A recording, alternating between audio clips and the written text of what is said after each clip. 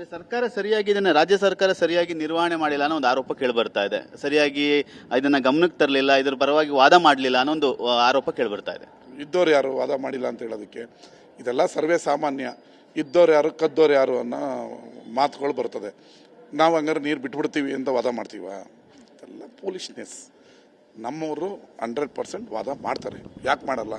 ನಮ್ಮ ಹತ್ರ ನೀರಿಲ್ಲ ಅಂತ ಯಾಕೆ ಇಡಲ್ಲ? ಅವರೇನಾಗುತ್ತೆ, ಸಂಕಷ್ಟ ಪರಿಸ್ಥಿತಿಯಲ್ಲಿ ಇವತ್ತು 30 TMC ಇವತ್ತು ಜುಲೈಯಲ್ಲಿ ಬಿಡಬೇಕಾಗಿತ್ತು, ಅದಕ್ಕೆ 3.5 ಕ್ಯೂಸೆಕ್ಸ್ ಬಿಡಿ ಅಂತ ಅವ್ರು ಕೇಳಿರ್ತಾರೆ. ಅವ್ರು ಒಂದು 10,000 ಕೇಳಿರ್ತಾರೆ. ಇವ್ರ ಮಧ್ಯದಲ್ಲೂ ಒಂದಷ್ಟು ಏನೋ ಆರ್ಡ್ರ್ ಮಾಡಿರ್ತಾರೆ. ನಮ್ಮವ್ರು ವಾದ ಮಾಡಿಲ್ಲ. ಯಾವಾಗ 2 ಸರಿ ಹಂಗಾರೆ ವಾದ ಕರೆಕ್ಟ್ ಮಾಡಿದ್ರಲ್ವಾ? ಈ 2 CWC ಮೀಟಿಂಗ್ ಆದಾಗ ವಾದ ಕರೆಕ್ಟ್. ಈ ಥರದವೆಲ್ಲ ವಿರೋಧ ಪಕ್ಷದವ್ರಿಗೆ ಏನು ಬೇರೆ ಏನು ಕೆಲಸ ಇಲ್ಲ, ಕಾಲು ಎಳೆಯೋದೇ ಕೆಲಸ ಆಡಳಿತ ಪಕ್ಷದವ್ರ. ಬಿಜೆಪಿಯವರು ಕೂಡ ಈಗಾಗಲೇ 31ಕ್ಕೆ ಮಂಡ್ಯದಲ್ಲಿ ಪ್ರತಿಭಟನೆ ಕೂಡ ಕರೆದಿದ್ದಾರೆ. ಸರ್ಕಾರ ಮುಖ್ಯಮಂತ್ರಿಗಳಿಗೆ ರೈತರಿಗಿಂತ ದೆಹಲಿ ಯಾತ್ರೆನೇ ಮುಖ್ಯವಾಗಿದೆ ಅಂತ ವಿಜೇಂದ್ರ ಹೇಳಿದ್ದಾರೆ. ವಿಜೇಂದ್ರ ಅವರು BJP 5 ವರ್ಷ ನಡೆಸಿದ್ರಲ್ಲ.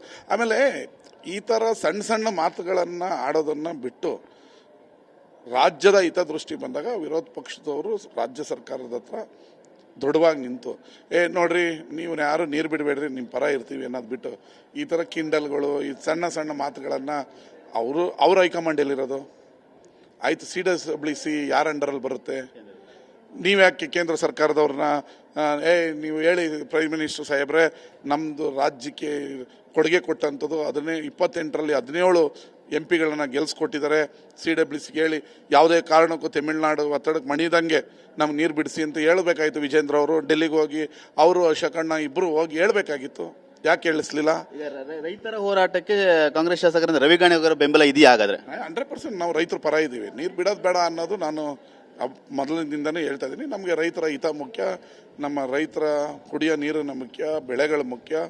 ಮಂಡ್ಯದ ಶಾಸಕ ಮಾಡಿರೋದು ರೈತರು ಜನ, ನಾನು ಅವ್ರ ಪರ ಇದ್ದೀನಿ. ನೀರು ಒಂದು ಪಕ್ಷದಲ್ಲಿ ಹರಿಸಿದ್ರೆ ಹೋರಾಟಕ್ಕೆ ಬೆಂಬಲ ಕೊಡ್ತೀರಾ ನೀವು, ಯಾವುದೇ ವಿರೋಧ ಬಂದ್ರು? ಇವತ್ತು ಭವಿಷ್ಯ ನೋಡಿಯೋದು ಬೇಡ, ನೋಡೋಣ ಏನಾಗ್ತದೆ. ಈಗ ನಾನು ಮಂತ್ರಿಗಳನ್ನ ಭೇಟಿ ಮಾಡಕ್ಕೆ ಬಂದಿದ್ದೀನಿ, ನೋಡೋಣ ಏನಾಗುತ್ತೆ. ಸುಮ್ಮನೆ ನಾವು ಇವತ್ತೇ ಹರಿಸಿದ್ರೆ ನಾನು ಹಂಗೆ ಮಾಡಾಕ್ಬಿಡ್ತೀನಿ ಹಿಂಗೆ ಮಾಡಾಕ್ಬಿಡ್ತೀನಿ ಅನ್ನೋದಕ್ಕಿಂತ ರೈತರ ಹಿತ ಕಾಯಕ್ಕೆ ಏನು ಮಾಡ್ಬೋದು ಒಬ್ಬ ಆಡಳಿತ ಪಕ್ಷದ ಶಾಸನಕ್ಕೆ, ಅದನ್ನು ಮಾಡೋಣ. ರೈತರ ಹೋರಾಟ ಕೂಡ ಮಂಡ್ಯ ಸೇರಿದಂತೆ ಸಾಕಷ್ಟು ಭಾಗಗಳಲ್ಲಿ ಜಾಸ್ತಿ ಆಗ್ತಾ ಇದೆ. ಸರ್ವೇ ಸಾಮಾನ್ಯ ಅಂತ ಹೇಳದ್ನಲ್ಲ, ನೀರಿಲ್ದಂಥ ಟೈಮಲ್ಲಿ ನೀರು ಬಿಟ್ಟಂತ ಪಕ್ಷದಲ್ಲಿ ಇದೆಲ್ಲ ಸರ್ವೇ ಸಾಮಾನ್ಯ. ಈ ನಿರ್ಧಾರವನ್ನು ಈ ಸಮಯದಲ್ಲಿ ತೆಗೆದುಕೊಂಡಿರುವಂತದ್ದು, ನೀರು ಬಿಡಬೇಕು ಹರಿಸಬೇಕು ಅನ್ನೋದು ತಪ್ಪು ಅಂತೀರಾ? ಹಾಗಾದ್ರೆ 100% ನೀರು ಬಿಡಬೇಕು ಅಂತ ಆರ್ಡರ್ ಮಾಡಿರೋದೇ CWC ತಪ್ಪು ನಿರ್ಧಾರ. ಅಲ್ಲಿ ನೀರಿಲ್ಲ, ನಮಗೆ ಕುಡಿಯೋದಕ್ಕೆ ಸ್ಟೋರ್ ಮಾಡಬೇಕಾಗಿದೆ. ಈಗ ಅವರು ಆರ್ಡರ್ ಮಾಡಿರೋದೇ ತಪ್ಪು ಅಂದಮೇಲೆ ನೀರು ಬಿಡೋದು ತಪ್ಪಾ ಸರಿನಾ ಅನ್ನೋದು ಇಲ್ಲಿ ಪ್ರಸ್ತುತ ಅಲ್ಲ.